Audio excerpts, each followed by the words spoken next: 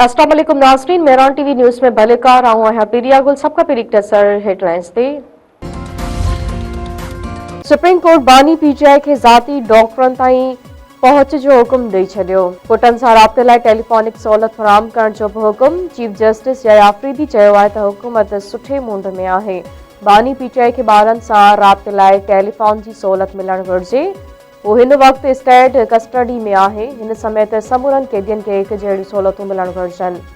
Chief justice पंहिंजे remarks में वधीक चयो आहे त इहो न चवंदासीं त बानी पीटीआई खे वधीक सहूलियतूं ॾिनियूं वञनि। समूरनि कैदियुनि सां हिकु जहिड़ो सुलूक थियणु घुरिजे।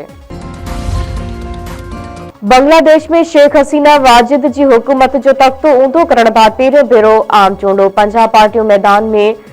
बीएनपी ऐं जमायत इस्लामी विच में चोटीअ जो मुक़ाबिलो। 300 पार्लियामेंटी सीटनि लाइ पॉलिंग। 12 करोड़ 70 लख खां वधीक वोटर वोट जो हक़ इस्तेमाल कंदा।